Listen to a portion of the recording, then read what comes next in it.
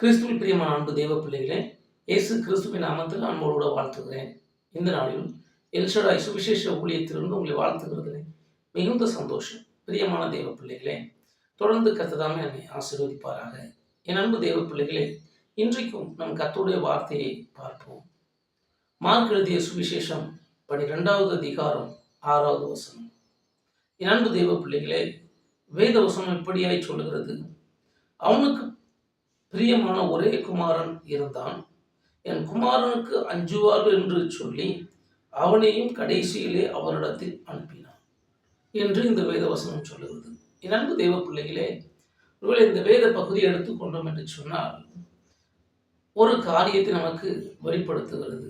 இயேசு கிறிஸ்துவை பிதாவாகிய தேவன் நமக்காக உலகத்திலே இறுதியாய் அனுப்பினார் என்று சொல்லி பாருங்கள்.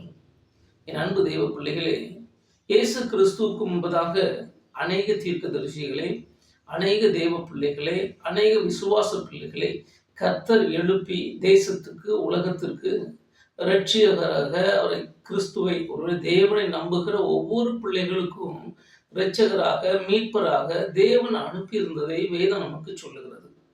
என் அன்பு தெய்வ பிள்ளைகளே, அப்படி சொன்ன வேதம் இறுதியாக கடைசியாக தேவன் தம்முடைய ஒரே பேரான குமாரனை அனுப்பினார் என்று வேதம் சொல்கிறது. ஏன் அனுப்பினார்?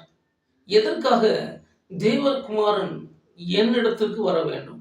இந்த கேள்வி அநேக மக்களுக்கு எழும்புகிறது உண்டு. ஏனப்பா தேவன் மனித ரூபம் கொண்டு வர வேண்டும்?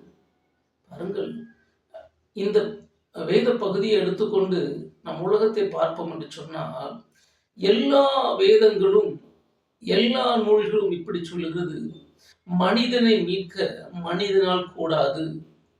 ஒரு மனிதன் இன்னொரு மனிதனுக்கு வழிகாட்டவோ இன்னொரு மனிதனை ரட்சிக்கவோ மீட்கவோ கூடாது என்று சொல்லுகிறதை பார்க்கிறோம். அதற்காக தான் அநேக தீர்க்கதரிசிகளையும் அநேக தேவ மனிதர்களையும் அனுப்பின பின்பு பாருங்கள், தேவனாகிய கர்த்தர் இந்த பூமிக்கு தன்னுடைய குமாரனை அனுப்பி வைத்தார்.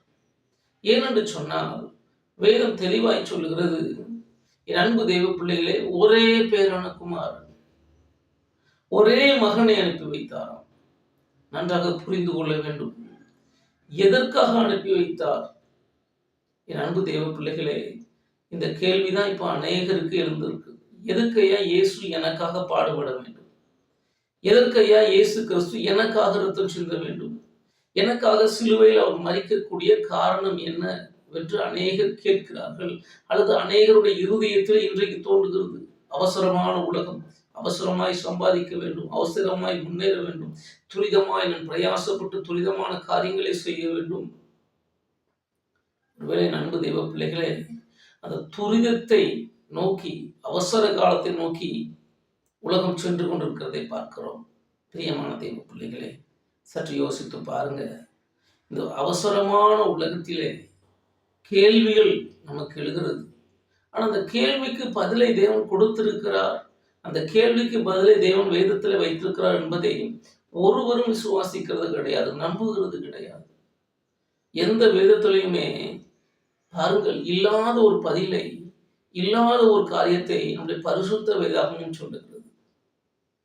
வேதம் சொல்லுகிறது, யோவானுக்கு எழுதிய சுவிசேஷத்தின் நூலில் 3வது அதிகாரம் 17வது வசனம் சொல்லுகிறது,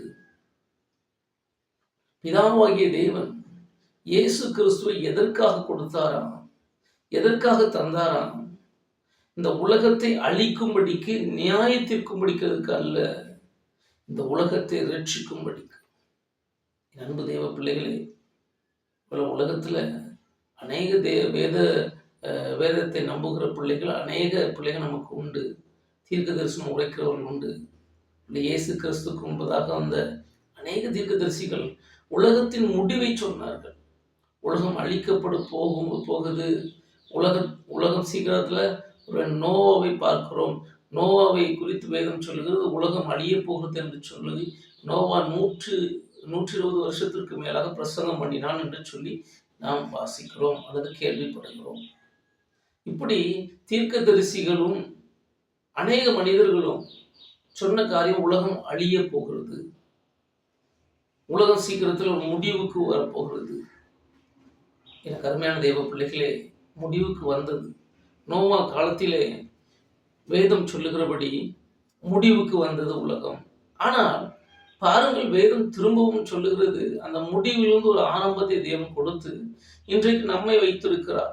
நம்மை சிருஷ்டித்த தேவன், நம்மை உண்டாக்கின தேவன் இன்றைக்கு நம்மை தம்முடைய பிள்ளையாக, தம்முடைய குமாரனாக மாற்றிக்கொள்ளும்படிக்கு இயேசு கிறிஸ்துவை நமக்கு தந்து தம்முடைய பிள்ளையாய் மாற்றியிருக்கிறார். அவர் ஒரு காரியத்தை தெளிவாய் நமக்கு சொல்லுகிறதை நாம் வேதத்தில் வாசிக்கிறோம். எனக்கு அருமையான தெய்வ பிள்ளைகளே, அவர் உலகத்தை நியாயம் தீர்க்க வரவில்லை. உலகத்தை நியாயம் தீர்க்க வராமல் எதற்காக வந்தாராம்? உலகத்தை ரட்சிக்கும்படிக்கு, மீட்கும்படிக்கு வந்தாராம். இன்றைக்கு தீர்க்க தரிசனங்கள் உண்டாயிருக்கிறது. மீண்டுமாக உலகம் சீக்கிரமாக அழிய போகிறது. அது நெருப்பினால் அழியும். ஒரு முதல் முறை தண்ணீரினால் அழித்தார், அதை திரும்பவும் கொண்டு வந்தார். ஆனா இந்த முறை அப்படி அல்ல, அக்கினியினால் அதை அவிழ்த்து போட போகிறார் என்று சொல்லி பேதுரு சொல்லுகிறார்.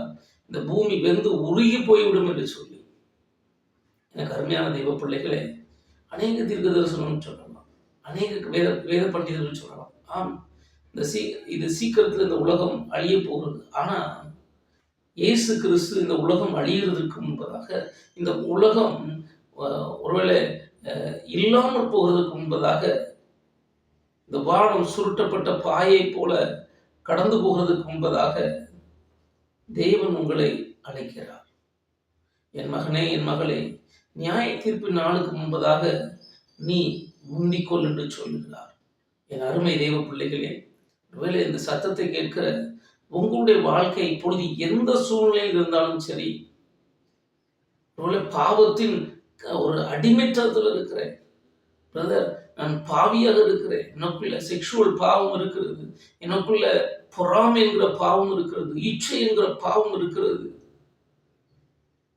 உலகத்திலே முன்னேற வேண்டும் என்று சொல்லி ஆசையினால் உண்டாகிற அநேக தீங்குகள் இருக்கிறது, வியாதியின் படுக்கை இருக்கிறது. அன்பு தெய்வ பிள்ளைகளே, வேதம் சொல்லுகிறது, இயேசு கிறிஸ்து உங்களை ரட்சிக்கும்படி வந்தார். உலகத்தை நியாயம் தீர்த்து அழிக்கும்படி வரவில்லை. உலகம் அழிவுக்கு வைக்கப்பட்டிருக்கிறது. நன்றாய் அறிந்து கொள்ளுங்கள். இந்த உலகம் அழிகிறதுக்கு முன்பதாக, இந்த உலகம் இல்லாமல் போகிறதுக்கு முன்பதாக, மரித்து இந்த உலகத்தை விட்டு போகிறதுக்கு முன்பதாக தேவன் உங்களையும் என்னையும் ரட்சிக்க விரும்புகிறார், மீட்க விரும்புகிறார். அதற்காக தான் ஒரே பேரான குமாரனாகிய இயேசு கிறிஸ்துவை உலகத்திற்கு தேவன் அனுப்பினார். என் பிள்ளைக்கு பயப்படுவார்கள். வேதம் அழகா சொல்லுது. என் அன்பு தெய்வ பிள்ளைகளே, தமக்கு பிரியமான ஒரே குமாரனை அனுப்பினார். இயேசு கிறிஸ்துவுக்கு பயப்பட்டு அவரோடு கூட உடன்படிக்கை பண்ணுவார்கள். இயேசு கிறிஸ்துவோட உடன்படிக்கை, இரத்தத்தோடு உடன்படிக்கை பண்ணுவார்கள் என்று சொல்லி இயேசு கிறிஸ்துவை நமக்கு அனுப்பினார். இன்றைக்கு மனிதர்கள் அந்த உடன்படிக்கையை தள்ளுகிறதை பார்க்கிறோம்.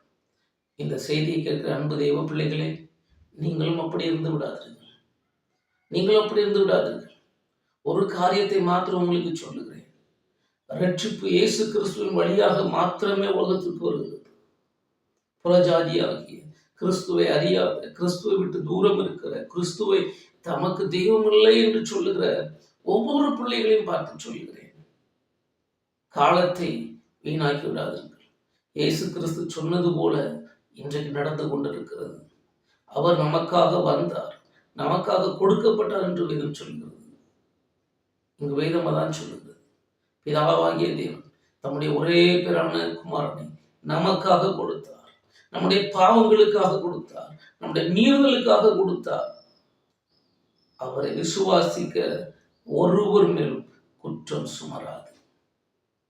அவரை நம்புகிற, அவர் என்னுடைய பாவத்தை இரத்தத்தினால் கழுவியிருக்கிறார் என்று சொல்லி விசுவாசிக்கிற ஒருவர் மேலும் ஒரு காலத்திலும் குற்றம் சுமராது என்று சொன்னால், அவர் நிமித்தம் நீதி செய்ய, நியாயத்திற்கு செய்ய தேவன் அவரை அனுப்பாமல். வேதம் சொல்லுகிறது, ரட்சிக்கப்பட, மீட்கப்பட, நாம் நம்முடைய வாழ்க்கையில மீட்பை கண்டடைய, பலனடைய, வியாதியில இருக்கிறோம் என்று சொன்னால் அந்த வியாதியிலிருந்து விடுதலை பெறுகிறதற்கு இயேசு கிறிஸ்துவை நமக்கு அனுப்பி தந்தார். அந்த இயேசு கிறிஸ்து என்று உங்களை அழைக்கிறார். என் மகளே, என் மகனே, நீ எந்த சூழ்நிலையில் இருந்தாலும் சரி, என்னிடத்திற்கு வா, என்னிடத்திற்கு ஓடி வா. உன் பாவம் உன்னை விடாமல் துரத்துகிறதா? உன் மீறுதல் உன்னை விடாமல் துரத்துகிறதா? உன் வியாதி உன்னை விடாமல் துரத்துகிறதா? ரிபெண்ட், திரும்பு, என்னிடத்துக்கு திரும்பி வா. நான் உன்னை குணமாக்குவேன், நான் உன்னை புது சிருஷ்டியாய் மாற்றுவேன் என்று தேவன் சொல்லுகிறார். எனக்கு அருமையான தேவ பிள்ளைகளே, அந்த இயேசு கிறிஸ்து இன்று உங்களை பார்த்து சொல்லுங்க, என்னிடத்தில் வா மகனே, மகளே, என்னிடத்துல வா. அவரிடத்தில் ஒப்பு கொடுப்போமா? இன்று நம்முடைய நியாய தீர்ப்புக்கு நாம் தப்பித்துக் கொள்ளுவோம், நம்முடைய வியாதிகளுக்கு நாம் தப்பித்துக் கொள்ளுவோம். தேவன் நமக்கு கிருபை செய்வார். ஜெபிப்போம். அன்பின் பரலோக பிதாவை, உம்மை நோக்கி பார்க்கிறோம் அப்பா. அருமையான இந்த வேலைக்காய் உமக்கு நன்றி.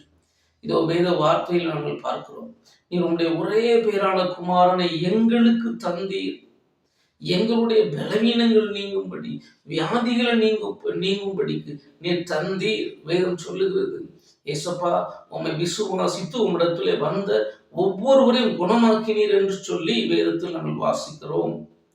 ரட்சித்தீர் என்று சொல்லி வேதத்திலே வாசிக்கிறோம். இப்பொழுது உம்மை நம்பி உடைய சமூகத்தில் வந்திருக்கிற அப்பா அருமையான பிள்ளைகளுடைய கரத்திலே தருகிறேன். என் தேவனாகிய கர்த்தர் இன்றைக்கு விடுதலை தருவீராக, இன்றைக்கு ஒரு சமாதானத்தை தருவீராக. பாவத்தின் பிடியிலே சிக்கி இருக்கிறேனே, யார் என்னை விடுவிக்க கூடும்? யார் எனக்காக மன்றாடுவார்? யார் எனக்காக அந்த விடுதலை பெற்றுத் தருவார் என்று சொல்லி ஏங்குகிற அநேக காரியங்களினால எனக்கு விடுதலை உண்டாகுமா என்று சொல்லி பிரயாசப்பட்டு கொண்டு இதை பார்த்து கொண்டிருக்கிற பிள்ளையை கர்த்தர் தொடுவீராக. இன்றைக்கு உடைய ரத்தத்தினால விடுதலை கர்த்தர் கட்டளை இருக்கப்பா. உடைய அன்பு கரம் தொடரட்டும், அன்பு கரம் தொடரட்டும். வியாதியோடு பலவீனத்தோடு இப்பொழுதே பார்த்து கொண்டு என் பாவத்தை மன்னியும், எனக்கு விடுதலையை தாரும் யாரிலிருந்து என்று கேட்கிற ஒவ்வொரு பிள்ளைகளையும் கர்த்தர் தொடுவீராக. இரத்தங்கள் பரிசுத்தமாகட்டும் கர்த்தாவே, அவருடைய சரீரங்கள் பரிசுத்தமாகட்டும், வியாதிகள் நீங்கட்டும். தேவனுடைய கரம் ஒவ்வொரு பிள்ளைகளையும் தொடுவதாக. ரட்சிப்புக்கு ஏற்ற விசுவாசம் ஒவ்வொருவரையும் தள்ளில் விட்டு எழும்பட்டும். ரட்சிப்புக்கு ஏற்ற விசுவாசத்தை நிரப்புங்க. தெய்வ கரத்தில் ஒவ்வொரு பிள்ளைகளையும் ஒப்பு கொடுக்கிறேன்ப்பா. என்னோட இணைந்து செபித்த ஒவ்வொரு பிள்ளைகளையும் ஆசீர்வதி, ஆசீர்வதி.